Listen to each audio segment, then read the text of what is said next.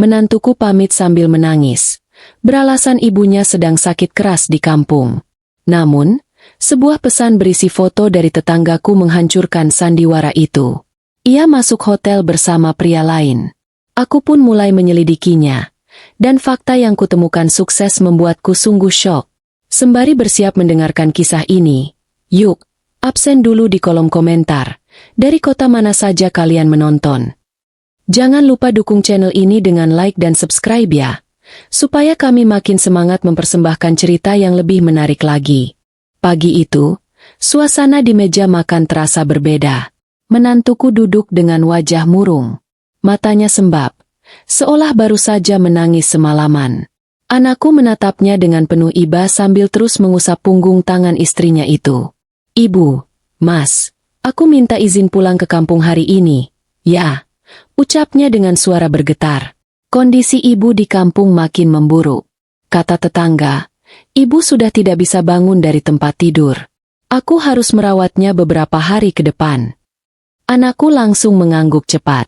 "Iya, sayang. Kamu pulang saja. Jangan pikirkan urusan rumah. Biar aku yang urus semuanya. Ibu pasti mengerti, kan?" Anakku menoleh ke arahku, meminta persetujuan. Aku menatap menantuku. Entah kenapa, ada sesuatu di matanya yang membuatku merasa ganjil, tapi aku menepis perasaan itu. "Tentu saja. Pergilah. Utamakan ibumu yang sedang sakit. Hati-hati di jalan, ya." Anakku merogoh dompetnya dan mengeluarkan beberapa lembar uang ratusan ribu, lalu menyerahkannya kepada sang istri. "Ini, bawa uang tambahan. Siapa tahu butuh untuk biaya rumah sakit atau beli obat di sana." "Terima kasih, Mas. Terima kasih, Ibu," ucap menantuku sambil menangis terisak. Ia meraih tanganku dan menciumnya dengan sangat takzim. Setelah itu, ia pun segera berangkat membawa sebuah koper kecil. 2 jam berlalu. Anakku sudah berangkat ke kantor. Sementara aku duduk di teras sambil menikmati teh hangat. Tiba-tiba, ponselku berdering. Ada pesan WhatsApp masuk dari tetanggaku yang sering arisan bersama. Ia sedang menghadiri acara di sebuah hotel mewah di pusat kota. "Bu, maaf kalau saya lancang. Tapi ini benar menantu ibu, kan? Tadi saya lihat dia masuk ke lobi hotel sama laki-laki. Saya kira sama anak ibu, tapi kok postur tubuh laki-lakinya beda, ya?" Pesan itu disertai sebuah foto yang agak buram karena diambil dari kejauhan. Tanganku bergetar saat memperbesar gambar tersebut. Benar, itu menantuku. Pakaiannya sama persis dengan yang ia kenakan saat pamit tadi pagi. Namun, yang membuat jantungku seakan berhenti berdetak adalah sosok pria yang menggandeng tangannya dengan mesra. Pria itu memakai kemeja hitam, lebih tinggi dan lebih tegap dari anakku. Darahku langsung mendidih. "Ya Tuhan, apa-apaan ini?" gumamku pelan. Napasku memburu. Aku mencoba menelepon tetanggaku untuk memastikan. "Halo, Jeng. Kamu yakin itu menantuku? Jelas lihat wajahnya." "Yakin 100%, Bu. Tadi dia lewat dekat sekali dengan meja saya di kafe lobi. Cuma saya mau sapa kok rasanya canggung. Apalagi dia gandeng cowok lain. Makanya saya diam-diam foto. Jelas tetanggaku dari seberang telepon. Terima kasih infonya, Jeng. Tolong rahasiakan ini dulu, ya." Pesanku sebelum mematikan panggilan. Pikiranku berkecamuk. Baru 2 jam lalu ia menangis terseduh-seduh mengkhawatirkan ibunya yang sakit keras. Bahkan ia tega menerima uang tambahan dari suaminya yang bekerja banting tulang. Anakku adalah pria yang sangat baik dan tulus. Ia bekerja keras siang dan malam demi membahagiakan istrinya. Setiap bulan gajinya selalu diserahkan utuh. Bagaimana bisa perempuan itu tega membalas ketulusan anakku dengan pengkhianatan sehina ini? Ternyata, air mata itu hanya air mata buaya.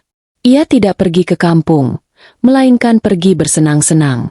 Insting keibuanku meronta. Aku tidak bisa tinggal diam membiarkan anakku ditipu mentah-mentah. Aku mondar-mandir di ruang tamu dengan perasaan hancur dan marah yang campur aduk. Tanganku berulang kali meraih ponsel, berniat menelepon anakku dan menceritakan semuanya. Namun, setiap kali nomornya akan kutekan, Aku mengurungkan niat. Aku tidak boleh gegabah. Anakku sedang sibuk mengurus proyek penting di kantornya. Jika aku memberitahunya sekarang hanya bermodalkan satu foto buram dari tetangga, ia pasti akan syok berat. Lebih buruk lagi, menantuku yang licik itu bisa saja memutarbalikan fakta dan menuduhku atau tetanggaku memfitnahnya. Aku butuh bukti yang lebih kuat. Bukti yang tidak bisa ia bantah sedikit pun. Aku segera bergegas ke kamar dan mengganti pakaian. Aku memilih baju yang jarang kupakai, membalut kepalaku dengan selendang lebar, dan memakai kacamata hitam berukuran besar. Aku harus pergi ke hotel itu sekarang juga untuk melihat dengan mata kepalaku sendiri. Sesampainya di lobi hotel berbintang 5 tersebut, aku memilih tempat duduk di sudut kafe yang agak remang namun memiliki pandangan jelas ke arah lift dan meja resepsionis. Aku memesan segelas minuman agar tidak dicurigai oleh pelayan. Setiap kali pintu lift terbuka, mataku awas memperhatikan siapa yang keluar.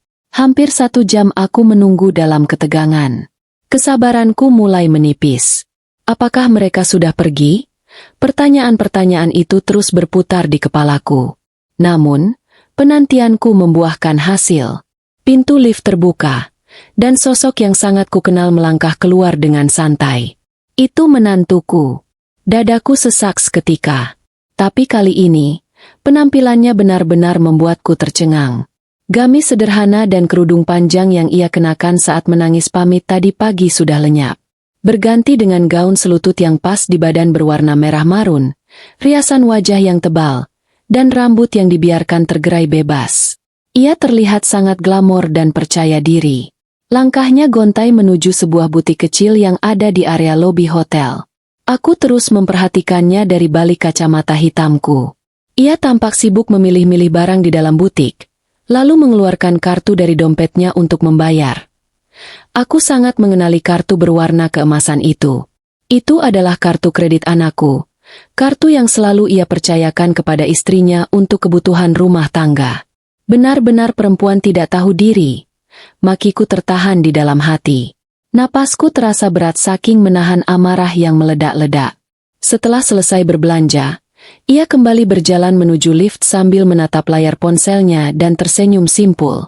Senyum yang menyiratkan kepuasan luar biasa. Aku membiarkannya masuk ke dalam lift tanpa berniat melabraknya saat itu juga. Melabraknya di sini hanya akan membuat keributan yang sia-sia. Ia pasti akan mencari ribuan alasan untuk mengelak dan berpura-pura menjadi korban. Aku tersenyum sinis dari balik kacamataku. Kini satu fakta telah terkonfirmasi dengan mata kepalaku sendiri. Menantuku memang pembohong besar. Tapi aku tahu, ini baru permulaan. Aku bangkit dari kursi kafe dan berjalan keluar hotel dengan langkah mantap. Air mataku tidak akan menetes untuk perempuan seperti dia.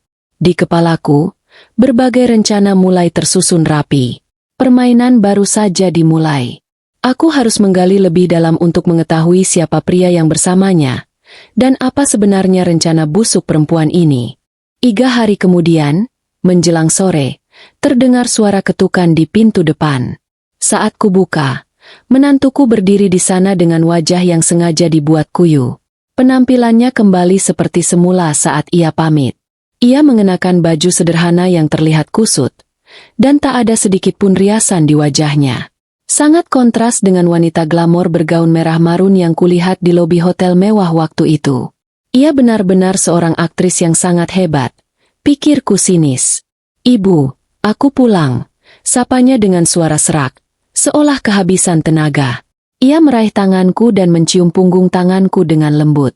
Aku tersenyum tipis. Sangat tipis hingga nyaris tak terlihat. "Bagaimana keadaan ibumu di kampung? Sudah membaik?" Tanyaku dengan nada sedatar mungkin, menahan gejolak amarah di dada. Ia menghela napas panjang, memasang wajah paling memelas yang ia bisa. "Syukurlah masa kritisnya sudah lewat, Ibu. Tapi aku sampai kurang tidur karena harus bergadang menjaganya setiap malam.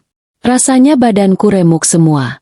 Belum lagi urusan menebus obat yang mondar-mandir." Aku menahan keinginan untuk meludahi wajah sok sucinya itu. Bergadang menjaga ibu yang sakit, atau bergadang menghabiskan malam di kamar hotel bersama pria lain? Ya sudah, kamu pasti lelah sekali. Pergilah mandi dan istirahat. Biar ibu yang siapkan makan malam untuk anakku nanti. Kamu tidak usah memikirkan pekerjaan rumah dulu. Ujarku mencoba bersikap wajar. Terima kasih banyak, Ibu. Aku mandi dulu ya. Geras sekali rasanya badan ini. Ucapnya seraya melangkah menuju kamarnya sambil menarik koper kecilnya. Aku mengangguk perlahan. Begitu terdengar suara pintu kamarnya tertutup rapat dan disusul gemericik air dari dalam kamar mandi, aku segera bertindak. Aku menyelinap masuk ke kamarnya. Jantungku berdebar sangat kencang. Tapi tekadku sudah bulat untuk mencari kebenaran. Aku menghampiri koper dan tas jinjing yang baru saja ia letakkan di lantai. Tanganku dengan cekatan membuka tas jinjingnya. Di sela-sela lipatan baju, jariku menyentuh sebuah kertas kecil yang agak keras. Aku menariknya keluar. Itu adalah sebuah struk belanja dari butik di hotel itu. Mataku terbelalak melihat nominal yang tertera. 25 juta rupiah untuk sebuah jam tangan pria bermerek. Uang hasil keringat anakku ia gunakan untuk membelikan barang mewah bagi selingkuhannya. Penemuanku belum selesai. Aku menggeledah kantong kosmetiknya yang tebal. Di bagian paling dasar, tanganku meraba sebuah benda persegi. Sebuah ponsel pintar berwarna hitam yang sama sekali berbeda dengan ponsel yang biasa ia pakai sehari-hari. Aku mencoba menyalakannya. Layarnya terkunci. Namun, keberuntungan memihakku. Tiba-tiba layarnya menyala terang, menampilkan sebuah notifikasi pesan yang baru saja masuk. Mataku terpaku membaca deretan kalimat singkat yang muncul di layar itu. Terima kasih hadiahnya. Sayang, rencana kita berjalan lancar. Suamimu tidak akan sadar sampai semuanya habis. Tanganku gemetar. Rencana apa? Apa yang ingin mereka habiskan? Ini bukan lagi sekadar perselingkuhan biasa. Cepat-cepat ku kembalikan ponsel dan struk itu, lalu keluar dari kamar tanpa menimbulkan suara. Kalimat di layar ponsel itu terus menghantui pikiranku. Tidurku tak lagi nyenyak malam itu. Aku sadar, menghadapi perempuan selicik menantuku ini tak bisa kulakukan sendirian. Aku butuh bukti nyata, bukan sekadar firasat. Esok harinya, saat anakku dan istrinya sudah pergi, aku menghubungi seorang kenalan lama mendiang suamiku. Ia adalah seorang detektif swasta terpercaya. Kami bertemu di sebuah kedai kopi yang sepi. Aku menyerahkan foto buram dari tetanggaku dan menceritakan semua penemuanku secara runut, termasuk struk belanja puluhan juta dan pesan misterius di ponsel rahasia itu.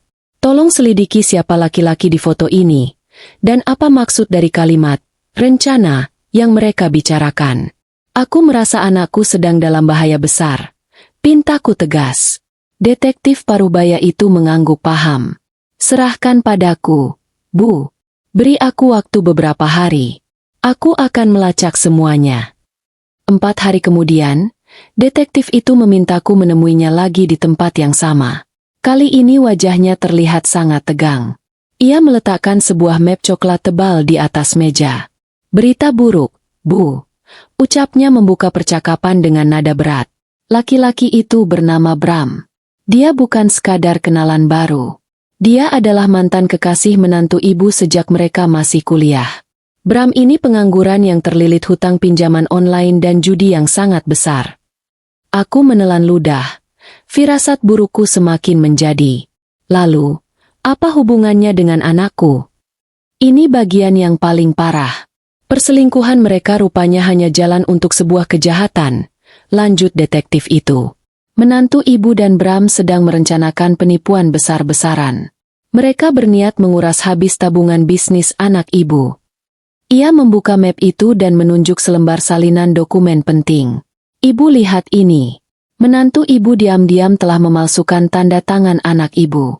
Ia menggunakannya untuk mengajukan pinjaman tunai dalam jumlah fantastis ke sebuah bank. Mataku membelalak ngeri melihat deretan angka 0 di dokumen itu. Jaminannya apa? Bank tidak mungkin mencairkan dana sebesar ini begitu saja. Jaminannya adalah sertifikat rumah yang ditempati anak ibu saat ini. Jawabnya mantap. Proses pengajuannya sedang berjalan. Jika dana itu cair, mereka berencana membawa kabur uangnya dan meninggalkan anak ibu dengan tumpukan hutang beserta rumah yang akan disita bank. Duniaku seakan berhenti berputar mendengarnya. Perempuan yang selama ini kuanggap seperti anak sendiri, ternyata adalah parasit mematikan. Ia tidak hanya mengkhianati janji sucinya, tapi juga berniat memiskinkan anakku dan menghancurkan masa depannya. Amarah di dadaku kini berubah menjadi bongkahan es yang dingin dan mematikan. Rasa kasihan telah lenyap tak berbekas. Mereka pikir mereka pintar dan bisa membodohi keluargaku? Mereka salah besar.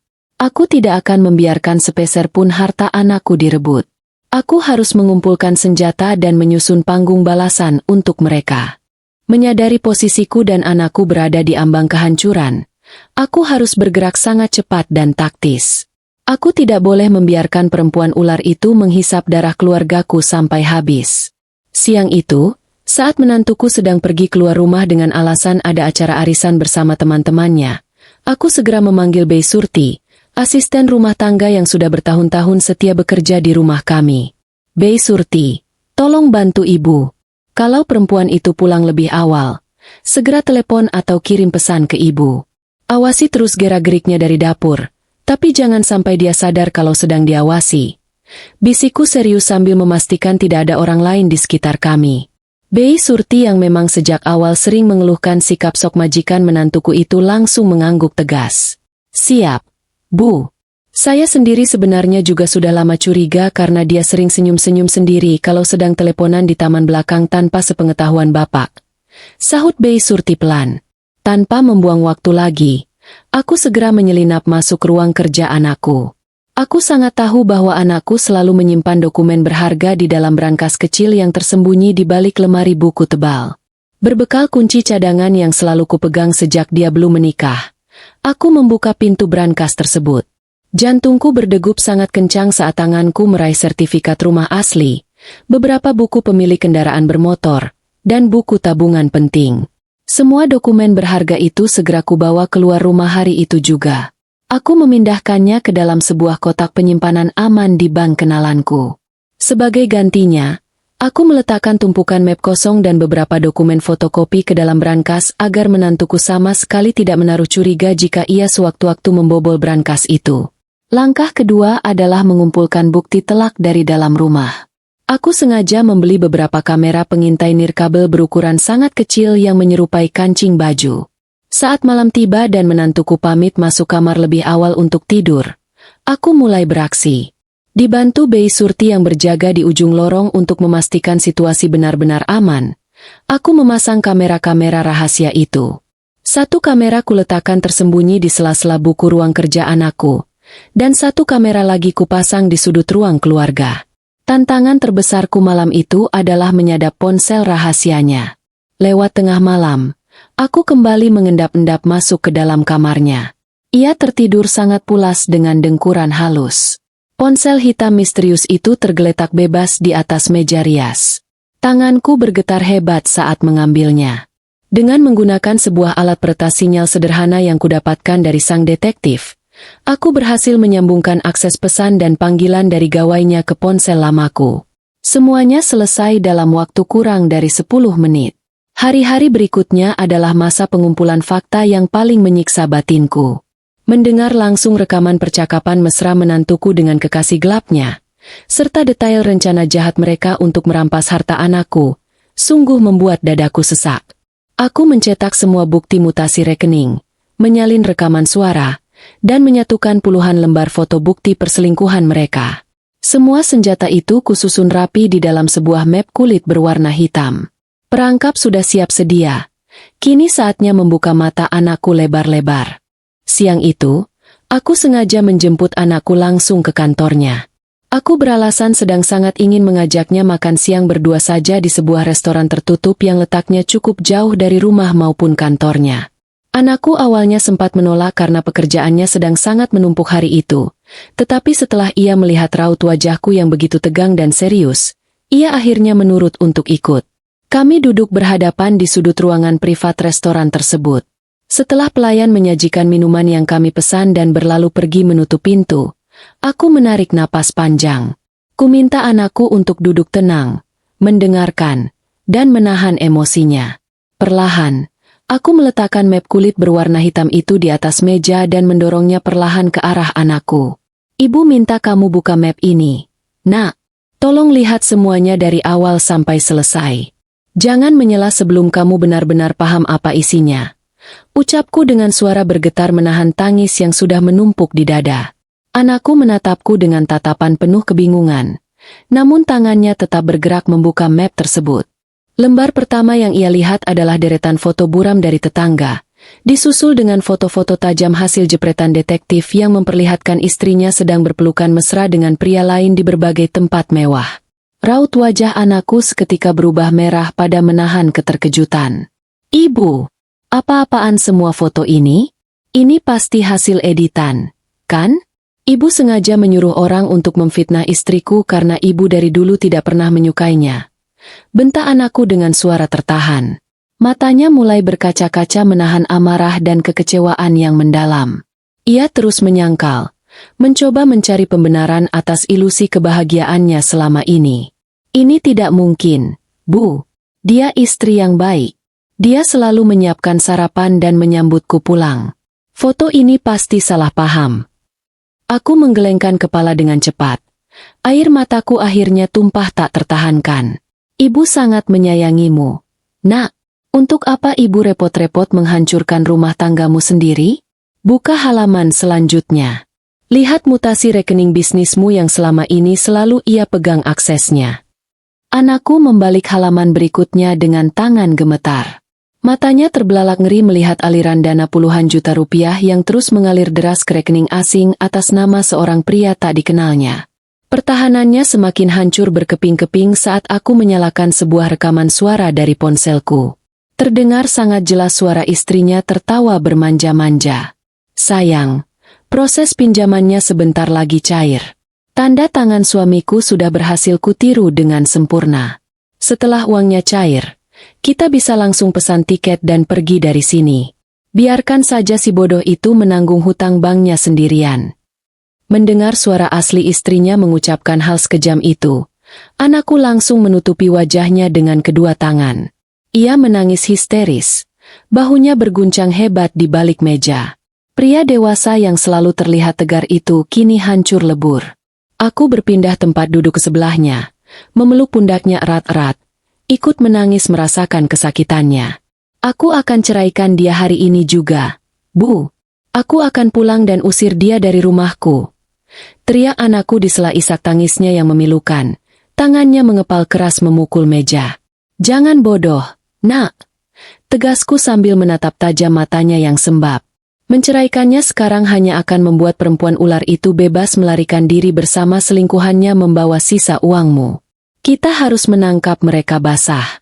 Kita harus memenjarakan mereka berdua agar perempuan licik itu tidak bisa lagi mengelak dari jerat hukum. Kita akan susun panggung sandiwara ini bersama-sama. Pagi itu, udara terasa sangat dingin saat anakku bersiap dengan sebuah koper berukuran sedang. Wajahnya berusaha terlihat setenang mungkin meski aku sangat tahu hatinya sedang hancur lebur berkeping-keping. Sesuai rencana matang yang telah kami susun semalaman, ia berpamitan kepada istrinya dengan alasan ada urusan bisnis mendadak keluar kota selama 3 hari ke depan. Menantuku memeluk tubuh anakku dengan sangat erat, memasang raut wajah sedih yang benar-benar sangat meyakinkan siapapun yang melihatnya. Ia bahkan meneteskan sedikit air mata palsu, berpesan agar suaminya menjaga kesehatan, berhati-hati di jalan, dan tidak lupa makan tepat waktu. Sungguh akting yang sangat luar biasa sempurna. Begitu mobil anakku keluar menembus gerbang pelataran rumah, aku langsung masuk ke kamarku dan menyalakan alat penyadap sinyal yang sudah terpasang. Sesuai dugaanku sejak awal, senyum sedih di wajah perempuan itu langsung menguap tanpa sisa, berubah menjadi seringai tawa yang sangat licik. Ia segera menempelkan ponsel rahasianya ke telinga, menghubungi nomor kekasih gelapnya itu. Sayang, si bodoh itu sudah pergi. Keadaan rumah benar-benar aman terkendali. Kita bisa bertemu di tempat biasa sekarang untuk merayakan kebebasan kita. Aku juga akan bawa sisa uang tunai yang berhasil kutarik diam-diam pagi ini. Ucap menantuku dengan nada bermanja-manja yang langsung membuat isi perutku mual tak tertahankan. Tidak lama setelah panggilan telepon yang menjijikan itu berakhir, Ia keluar dari kamarnya dengan pakaian sangat rapi dan wangi. Ia pamit kepadaku dengan alasan ingin menjenguk seorang teman lamanya yang baru saja melahirkan di rumah sakit bersalin. Aku hanya mengangguk pelan mengiyakan alasannya, membiarkannya melangkah pergi menuju jebakan maut yang telah kami siapkan dengan sangat matang. Setelah memastikan ia benar-benar menjauh dari area rumah, aku segera menelepon anakku dan pihak kepolisian yang sudah kami hubungi jauh hari sebelumnya. Detektif sewaanku juga sudah bersiap siaga di lokasi untuk memastikan nomor kamar hotel yang dipesan oleh mereka berdua. Malam harinya, tepat pada pukul 9 malam, panggung sandiwara pamungkas itu akhirnya siap digelar. Aku, anakku, 3 orang polisi berseragam preman, dan manajer keamanan hotel berdiri dalam diam yang mencekam di depan pintu kamar bernomor 402. Udara di sepanjang lorong hotel itu terasa sangat dingin, kaku, dan tegang. Anakku mengepalkan kedua tangannya kuat-kuat hingga buku-buku jarinya memutih. Napasnya memburu cepat menahan amarah yang sudah memuncak hingga ke ubun-ubun. Atas izin dari pihak berwenang, manajer keamanan hotel menempelkan kartu akses utama untuk membuka kunci pintu tersebut secara diam-diam tanpa menimbulkan ketukan. Terdengar bunyi klik pelan dari mesin pintu, dan daun pintu kayu tebal itu pun terbuka secara perlahan menampakkan isi ruangan. Pemandangan di dalam kamar itu sungguh membuat darah kami berdesir dan mendidih seketika. Di atas tempat tidur berukuran besar dengan spray putih yang sudah sangat berantakan, menantuku dan pria parasit bernama Bram itu sedang duduk bersila berhadapan. Pakaian mereka berdua terlihat sangat acak-acakan. Namun yang lebih membuat kami gila adalah lembaran uang tunai pecahan 100.000 yang berserakan menutupi hampir seluruh permukaan kasur di sekeliling mereka. Perempuan yang pagi tadi masih sempat berpura-pura menjadi istri salihah dan perhatian itu kini sedang tertawa lepas penuh kebanggaan sambil menghitung uang hasil jerih payah anakku bersama selingkuhannya. Bagus sekali pemandangannya. Lanjutkan saja hitungnya. Sayang, jangan sampai ada yang terlewat 1 lembar pun. Ucap anakku dengan suara berat, menggelegar, dan sangat dingin yang menggema memenuhi seluruh sudut ruangan. Tawa menantuku terhenti seketika layaknya rekaman kaset yang diputus paksa. Kepalanya menoleh dengan gerakan patah-patah ke arah sumber suara di ambang pintu. Wajahnya yang semula merona bahagia langsung berubah pucat pasi, seputih kertas kosong. Matanya melotot sangat lebar melihat suaminya, ibu mertuanya, dan aparat kepolisian berdiri tegap mengelilingi tempat tidur mereka. Ia membeku di tempat. Mulutnya terbuka sedikit namun tak mampu mengeluarkan sepatah kata pun. Jantungnya pasti serasa berhenti berdetak menyadari bahwa semua kebusukannya telah terbongkar tuntas malam itu juga. Tidak ada lagi jalan keluar yang tersisa. Panggung sandiwaranya telah benar-benar runtuh menimpa dirinya sendiri. Keheningan yang mencekam di dalam kamar 402 itu akhirnya pecah oleh suara jeritan tertahan dari mulut menantuku. Kesadarannya seolah baru saja kembali setelah dihantam kenyataan yang begitu brutal. Menyadari posisinya yang sudah benar-benar terpojok tanpa celah, ia langsung melemparkan lembaran uang di tangannya ke udara dan melompat turun dari tempat tidur. Dengan rambut yang masih berantakan, ia merangkak mendekati anakku dan bersujud tepat di ujung sepatu suaminya. Air mata buaya yang sangat kubenci itu kembali mengalir deras membasahi pipinya. "Mas, tolong dengarkan penjelasanku dulu, Mas. Ini tidak seperti yang kamu lihat. Aku hilaf. Mas, aku dijebak oleh laki-laki brengsek itu. Dia menggunakan ilmu hitam dan guna-guna supaya aku tunduk padanya. Tolong ampuni aku, Mas." Ratap menantuku sambil memeluk erat kaki anakku, menangis meraung-raung memohon belas kasihan. Aku hanya bisa mendengus kasar mendengar alasan konyol tentang guna-guna yang ia lontarkan. Anakku berdiri tegak seperti patung pualam. Wajahnya sama sekali tidak menunjukkan simpati sedikit pun. Dengan satu gerakan yang sangat tegas dan penuh rasa jijik, anakku menarik kakinya mundur hingga tubuh istrinya itu tersungkur ke lantai berkarpet.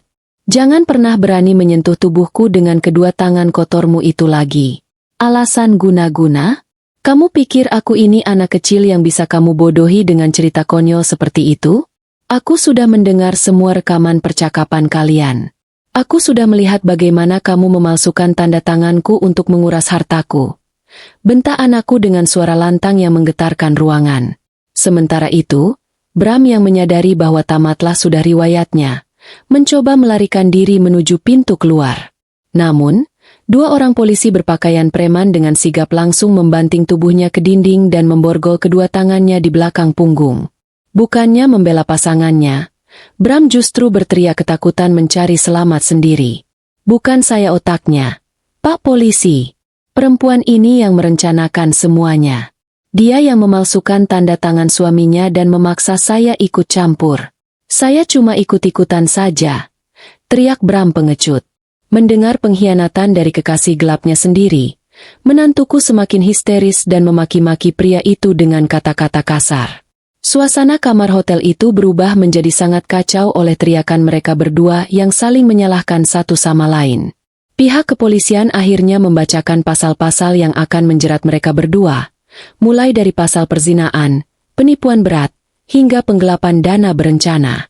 Borgol besi yang dingin pun akhirnya melingkar sempurna di pergelangan tangan menantuku yang dulu sering kucium dengan sayang. Anakku menatap koper kecil milik istrinya yang tergeletak di sudut ruangan. Tanpa membuang waktu, ia menendang koper berisi baju-baju mewah itu keluar dari pintu kamar hingga isinya berhamburan di lorong hotel. "Bawa barang-barang haram ini sekalian. Mulai detik ini juga, kamu bukan lagi istriku. Surat cerai akan segera dikirimkan ke penjara tempatmu membusuk nanti," desis anakku tajam sebagai salam perpisahan terakhir. Keduanya pun digiring paksa oleh aparat kepolisian melewati lorong hotel yang dingin. Aku berjalan merangkul bahu anakku yang gemetar, menuntunnya keluar dari tempat maksiat tersebut. Malam itu terasa sangat panjang dan melelahkan, namun ada kelegaan luar biasa yang mengalir di dadaku. Badai besar yang hampir saja menyapu bersih kehidupan keluarga kami berhasil kami lalui dengan kepala tegak. Esok harinya, rumah kami terasa jauh lebih lega dan bersih. Bersama Bey Surti, asisten rumah tangga kami, aku mengumpulkan semua sisa barang milik perempuan benalu itu dan membuangnya ke tempat sampah depan rumah. Anakku kini sedang mengurus proses hukum dan perceraiannya dengan tenang. Walau hatinya masih menyimpan luka pengkhianatan, aku yakin waktu akan menyembuhkannya. Kisah ini menjadi pelajaran paling berharga bagi kami.